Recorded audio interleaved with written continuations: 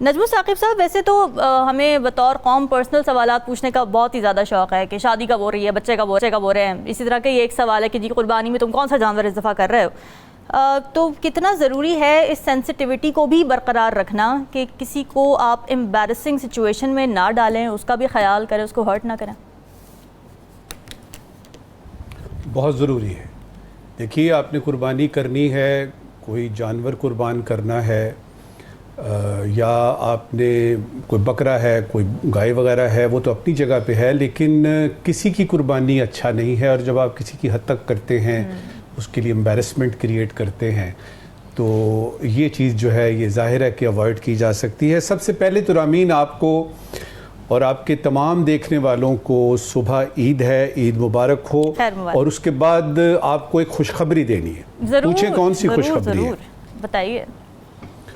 خوشخبری رامین یہ ہے کہ حکومت نے بجٹ جو ہے وہ پیش کیا، اور خوش ہونے پر کوئی کسی قسم کا ٹیکس نہیں لگا. ارے واہ، زبردست. فائلر اور نان فائلر دونوں جو ہیں وہ خوش ہو سکتے ہیں.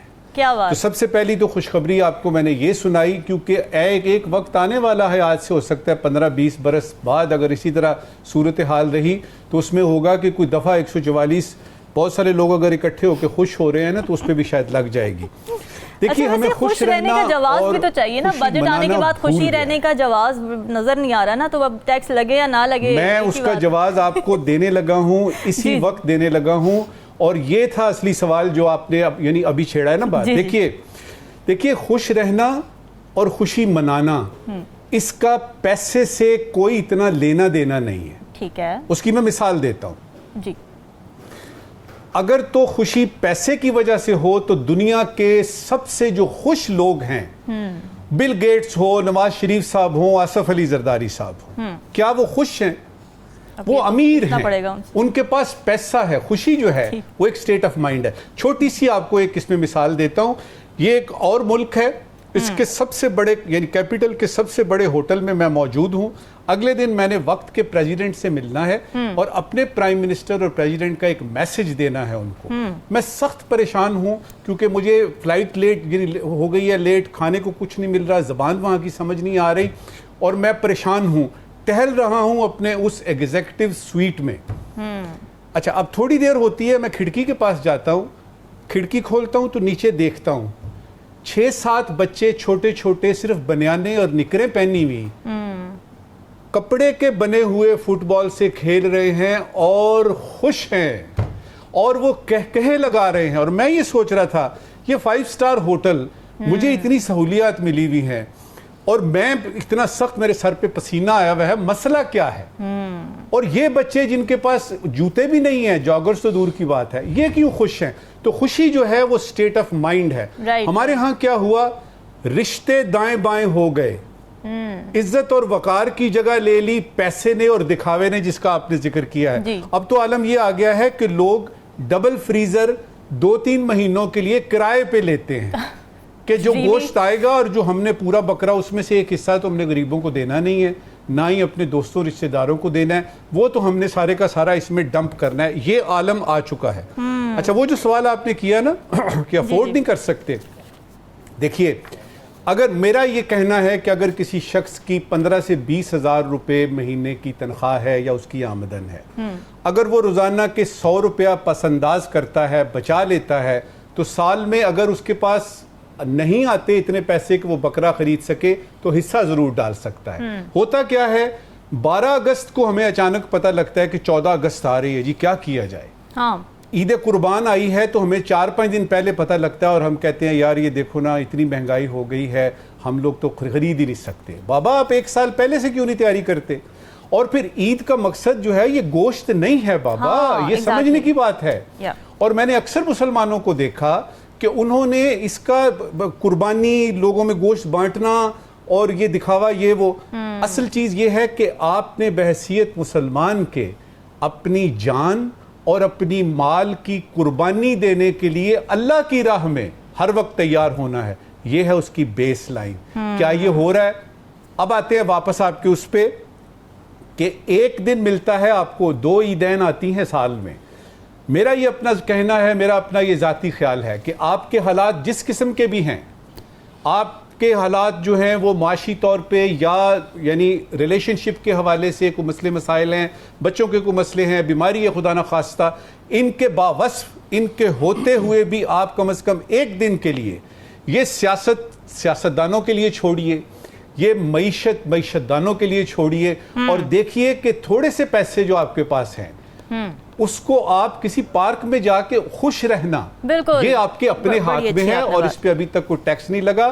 میری خواہش ہوگی کہ ہم لوگ ذرا ان مسئلے مسائل کو دیکھیں کہ اگر ہم ایک دن کے لیے خوش ہو جاتے ہیں تو مسئلے تو وہی رہیں گے، تو سارا دن پریشان رہیں گے۔ عید کا مطلب ہے کہ مصیبت آ گئی ہے، خرچے آ گئے ہیں، ایسا نہیں ہے۔ آپ اپنے آپ کو، اپنے مائنڈ کو آپ سیٹ کر سکتے ہیں اس طریقے سے کہ آپ کو پتا ہو کہ یہ عید کا دن آیا ہے، اس کو منانا ہے، اور کچھ نہیں تو والدہ کے پاس بیٹھ کے اس کے پاؤں کیوں نہیں دباتے آپ؟ آپ اپنے والد صاحب کا حال پوچھنے کیوں نہیں جاتے؟ آپ اپنے بچوں کو بٹھا کے یہ کیوں نہیں کہتے کہ صبر کی جو ہے وہ کیا حساب؟ بہت ساری چیزیں ہیں۔ باٹم لائن خوشی آپ کے ہاتھ میں ہے، آپ خوش رہ سکتے ہیں۔ نجم ثاقب صاحب، یہ جس طرح سے راؤ خالد صاحب نے کہا، یہ اپروچ بڑی نیرو مائنڈڈ، ریگریسو اور ان انسائٹفل سی ہے، سپرفیشل ہے۔ کیا واقعی اگر اسی روش پہ چلتے رہے تو ہم آئی ایم ایف سے چھٹکارا حاصل کر سکتے ہیں؟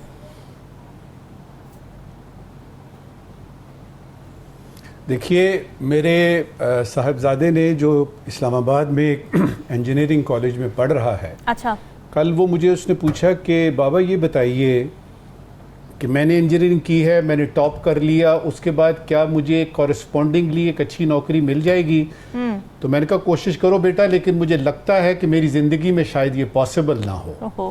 پھر اس نے کہا یہ وزیر اعظم صاحب نے یہ کہا ہے کہ جی آئی ایم ایف کا پروگرام آخری ہوگا، تو اس کے بارے میں، تو میں نے کہا یہ تمہاری زندگی میں بھی ممکن نہیں ہے، کیسے کریں گے آپ؟ اور مزے کی بات دیکھیے کہ وہ کہہ رہے ہیں دو انہوں نے اگر لگا دیے نا، اور جب آپ بات میں اگر لگا دیتے ہیں تو سہولت ہو جاتی ہے۔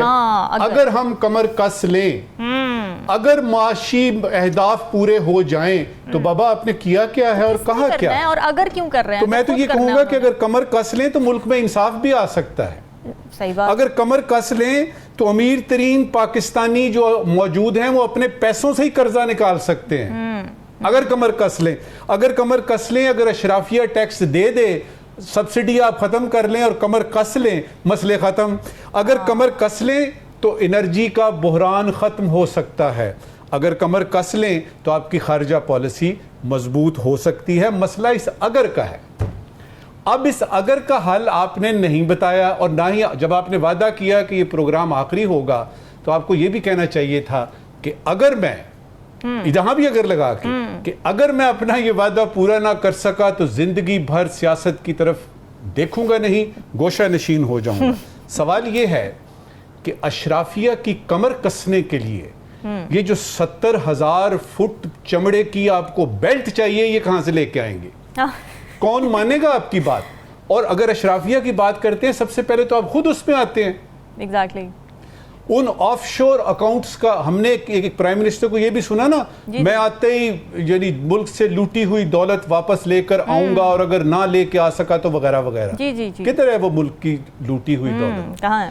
اگر آپ کمر کس لیں اور ملک کی لوٹی ہوئی دولت ہی واپس لے آئیں تو قرضہ اتر جائے گا۔ اور جہاں تک یہ کہنا ہے کہ بغیر کسی روڈ میپ کے، بغیر کچھ پریکٹیکل سٹیپس لیے آپ آئی ایم ایف کے چنگل سے نکل جائیں گے، تو اس پہ تو میں ایک غالب کا شعر سنا کے تو آپ سے اجازت چاہوں گا اس سوال کے جواب میں۔ غالب نے کہا کہ تیرے وعدے پر جیے ہم تو یہ جان جھوٹ جانا، کہ خوشی سے مر نہ جاتے اگر اعتبار ہوتا۔ کیا بات ہے، کیا بات ہے۔